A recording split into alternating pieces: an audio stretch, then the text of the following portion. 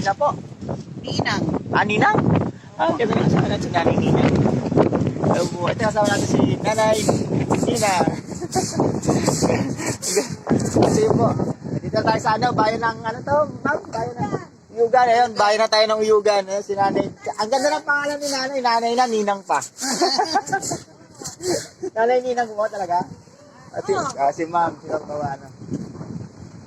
Dito na tayo sa natin, bayan ng Uyugan. Ito naman ang kalaban natin. Malakas na hangin. Barangay nila. Dito na naman mga kalabang ko. Sikat na naman ang hangin. Grabe sa pito.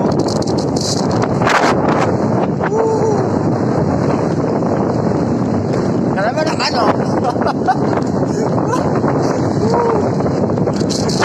may mga bahay na ako nakita.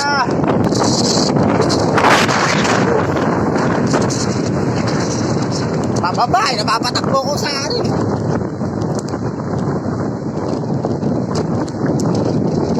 Go beyond this point, di ba? Tekas ang ulo natin. Pero dito lang tayo, tignan natin. Nung unang panahon, siguro mga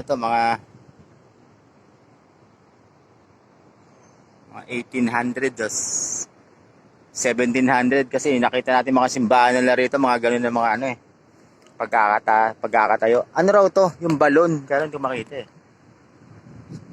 balon daw nila to. Hindi kuha nila dati ng tubig. Ano sinabi nila kung anong tawag? Nakalimutan ko yung tawag. Galing, no? Galing ng balon nila, no? Mga klaseng balon nila. Bawal kasing pasukin eh. Time check natin, 10:50. Na pinapasok natin. Itbud. Ito na ang Itbud. Pakaway natin sila, kuya. Kuya, kaway! Yo! Yan, tiga Itbud natin. Classic. Stone house. Pareho lang ito nandun. Mga stone house. Pa rin. Tapos tayo ng kabilang bundok na yan. Ito yung laging pinagsushootingan ng mga artista natin. Kilalang kilala to. Medyo natagaan tayo ng dating dito. Yung mga kababayan natin dun sa baba sa may barangay Itbud. Daming nag-abang pala sa atin dun kanina. Ito na siya, oh. Uy. Beep!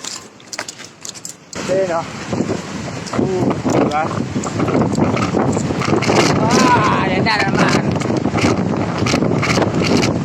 Lakas ng hangin, oh. Ganito kalaki ng hangin, oh. Ganda naman kami. Time check natin, 11:56 at tayo ngayon ay nandito na sa ating National Museum of the Philippines, Uyugan, Batanes. Busy schedule natin dito, Monday 9 a.m. to 5 p.m. Tuesday to Sunday 9 a.m. to 6 p.m. Admission is free. Time check natin 1:52. Nakita mo yun? Dulo ng bundok na yan. Talikod pa yan. Hindi tayo galing. Tapos tumaan tayo dito. Yan, to. Yan, nakalsada na yan. Umaybay tayo dyan kanina. Nasa Bicol Azul. Ito Bicol Azul ito. Ito ba yun? Ayan, Barangay Hall. Naubo ko. Nasamit ako. Tapos pumunta tayo roon sa bahay doon. Doon tayo nag-lunch kanina. Tapos bumalik ulit tayo dyan. Balik. Ay, hanggang doon. Ayun. Malapit doon sa may dulo ng bundok na yan. Kasi umikot tayo rito. Ayan, dinaanan natin yan. Yan. Ay, ikot tayo dyan. Yan. Ayan, di ba? Yan. Tapos ito na tayo ngayon. Ayun naman dadaanan natin. Saan naman kaya dadaan ko? Saan kaya lulusot ng daan na to?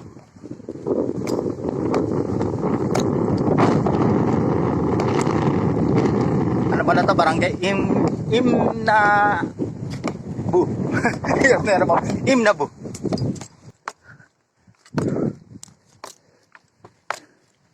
Ito Ito yung ano natin na may comfort room sila rito, no? Ayan, comfort room nila yan. Public toilet natin.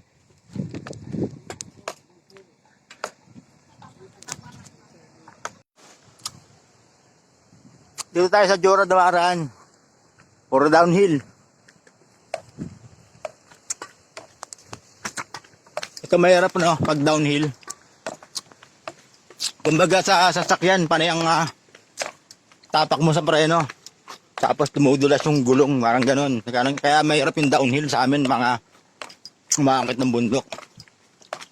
Kaya mas gusto namin paahon eh. Yun, dito na tayo. Lighthouse ng Jura.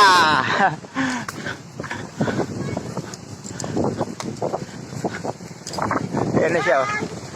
Eh si ma'am. Sama ma'am, maabutan kita. Pagpapilisan. Dito na tayo sa windmill, oh. Yung sinira ng bagyo, malamang bagyo sinira nito. Ay, windmill dito yan sa Tocon. Ayun pa ipupuntahan natin. Yun ang Basco. At ito pa idadaanan natin. Oras natin 5:33.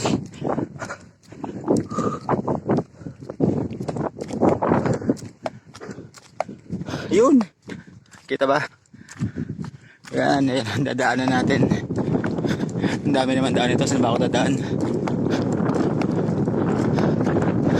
Dito. Final problema. Ginabi na tayo. May convoy tayo sa sir. Ay, nako. Kala ko malapit. Ang layo pala. Ang pangalan nila, sir? Anthony. Anthony, yan, sir Anthony. Ayan, nasabayan tayo. Binibigyan tayo ng ilaw. Hindi ka ba nagmamadali, sir? Hindi naman. Hindi naman. Ako nagmamadali, 3 kilometers para. Nadaanan ko na naman tong welcome to Basco na to. Ayun. Ay, ay, bayan.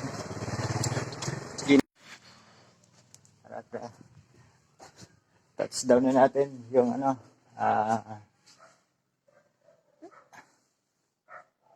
time travel lodge. Ito, Batanes time travel lodge natin, touchdown natin. So, dito tayo matutulog ngayon. So, magiging higaan natin. Yan o, pagod na pagod siya o. Grabe layo nun. Hinabot ako, 7:20 na yata ako nakalapag dito.